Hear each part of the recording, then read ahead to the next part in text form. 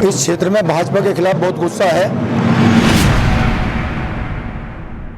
गन्ना मंत्री के कहने से कोई सहारा नहीं लगता, ये जुमलेबाज है, झूठ है।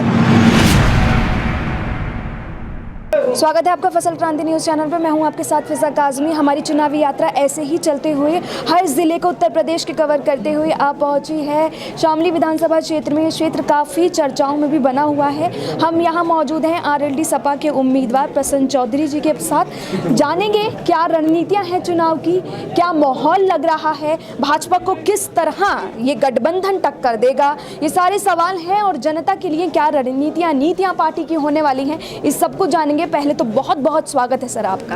आपका भी बहुत बहुत धन्यवाद और आपके चैनल से सभी को मेरी नमस्कार। सर आपसे पहला सवाल यही है कि इस क्षेत्र के लिए सबसे पहले, क्योंकि क्षेत्र की जनता बहुत ज़्यादा आपसे उम्मीदें लगाए बैठी है, क्या रणनीति आपकी होने वाली है? इस क्षेत्र में भाजपा के खिलाफ बहुत गुस्सा है, क्योंकि उन्होंने जो वादे किए थे कोई वादा पूरा नहीं किया। इस क्षेत्र को ज़रूरत है कोई अच्छा यहाँ चिकित्सा का मेडिकल संस्थान खुले, कोई अच्छा पढ़ाई के लिए कोई अच्छा इंस्टीट्यूट खुले, बच्चों के खेलने के लिए कोई अच्छा स्टेडियम बने, कोई अच्छा यूनिवर्सिटी खुले।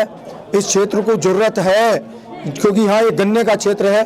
किसानों की उपज का उन्हें वाजिब दाम मिले और वक्त पर उन्हें समय पे टाइम पे उन्हें उसका पेमेंट मिले। गन्ना मंत्री तो कह रहे हैं जो समस्याएं थी किसानों की वो पूरी हो चुकी हैं, अब कुछ समस्या है ही नहीं।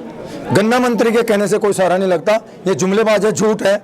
गन्ना मंत्री का क्षेत्र है, इसी जिले में लगभग 500 करोड़ रुपए, लगभग 150 करोड़ रुपए पुराना और 250 करोड़ रुपए से ज़्यादा का इस सीजन का पेमेंट किसानों का बचा हुआ है। उन्हें तो शर्म आनी चाहिए, उन्हें तो गांव में आना भी नहीं चाहिए लोगों के पास, क्योंकि यहाँ 10-10, 5-5 बीघे के काश्तकार हैं जिनकी 95% जमीन पर गन्ना उगता है और वो उनकी पेमेंट इसी जिले की रुकी हुई है।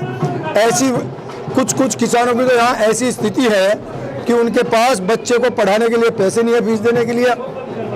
यदि उनका कोई बच्चा बीमार होता है तो उसका इलाज कराने के लिए उनके पास पैसे नहीं है। यदि उस घर में कोई लड़की शादी जो की बैठी है उसकी शादी करने के पैसे नहीं है। इन्हें शर्म आनी चाहिए बीजेपी वालों को। और आपके चैनल के माध्यम से मैं अपनी आवाज़ पूरे हिंदुस्तान तक पहुंचाना चाहता हूं और आदरणीय मुख्यमंत्री, आदरणीय प्रधानमंत्री तक पहुंचाना चाहता हूं, जिससे आप उन्हें बताएं। इसलिए हम बीजेपी के खिलाफ गुस्सा है।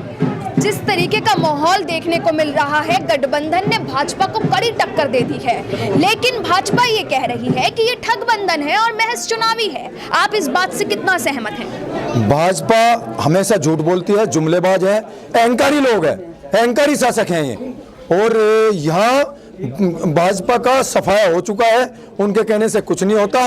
और ये गठबंधन जो आदरणीय चौधरी चरण सिंह यहाँ भाईचारा पैदा करके गए थे, उस भाईचारे को आगे बढ़ा रहा है और फेविकोल की तरह ये गठबंधन जुड़ा हुआ है और ये गठबंधन यहाँ बीजेपी का सफाया करके रहेगा। शिक्षा, रोजगार और सबसे ज्यादा परेशानी तो रोजगार की है कि लोगों के पास रोजगार ही नहीं है। आपकी सरकार आने के बाद किस तरीके से लोगों को रोजगार मिलेगा, महिलाओं की सुरक्षा और किस तरीके से मजबूत होगी? क्योंकि लगातार विपक्ष भी ये सवाल उठाता रहा है योगी आदित्यनाथ पर कि विपक्ष का कहना ये है कि यहाँ महिलाएं सुरक्षित है ही नहीं। तो आप क्या राय रखते हैं इस पर? नहीं, आदित्य योगीनाथ जी कहते हैं वो 5 साल मुख्यमंत्री रह लिए, उसके बावजूद भी यहाँ महिला सुरक्षित नहीं है। वो महिला सशक्तिकरण की बात करते थे, लेकिन हाथरस में जब घटना घटती है तो उनका महिला सशक्तिकरण कहाँ जाता है? जब जिला पंचायत के चुनाव होते हैं, क्षेत्र पंचायत के चुनाव होते हैं, एक महिला का चीरहरण होता है, जब उनका महिला सशक्तिकरण कहाँ जाता है? बिजनौर में एक दलित लड़की के साथ उसको मौत के घाट उतार दिया जाता है, जब महिला सशक्तिकरण कहाँ जाता है? हमारे जिले में जब महिलाओं के कान फाड़े जाते हैं, चोर उनके कान फाड़ते हैं, तो महिला सशक्तिकरण कहाँ जाता है? ये झूठे और जुमलेबाज हैं। मैं गारंटी देता हूं कि हम सबसे पहला कार्य इन महिलाओं को सुरक्षित करने का करेंगे। और जो नौजवान, मेरे नौजवान भाई जिन्हें नौकरी नहीं मिली, 1 करोड़ नौजवानों को नौकरी देने का कार्य चौधरी जयंत सिंह ने वादा किया है, उसे वादे को कंप्लीट करेंगे।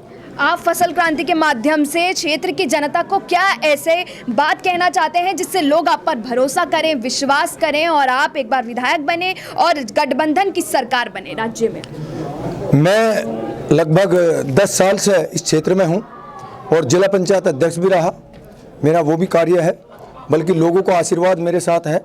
आदरणीय चौधरी जयंत सिंह आदरणीय और स्वर्गीय चौधरी चरण सिंह के पौत्र हैं। स्वर्गीय चौधरी चरण सिंह का एक चरित्र रहा, वो ईमानदार और जबान के पक्के नेता रहे। उन्होंने जो कहा उसे पूरा किया और आदरणीय चौधरी जयंत सिंह ने जो 22 संकल्प बिंदु दिए हैं वो भी उन संकल्प बिंदु को पूरा करेंगे, यही हमें विश्वास है। और आदरणीय अखिलेश यादव ने उसमें प्लस जोड़ के जैसे वादा किया है 300 यूनिट बिजली फ्री मिलेगी, सिंचाई की जो ट्यूबवेल हैं उन पर हमें बिजली बिल्कुल फ्री मिलेगी। तो ये सारे वादे हैं, इन पे हम चुनाव लड़ रहे हैं। तो ये थे हमारे साथ प्रसन्न चौधरी जी, जिन्होंने बताया कि शामली क्षेत्र के लिए किस तरह से विकास की रणनीति पार्टी की रहने वाली है और भाजपा को टक्कर तो मिल ही रही है, लेकिन देखना होगा कि चुनाव के नतीजे क्या रहते हैं। आप जुड़े रहिए फसल क्रांति।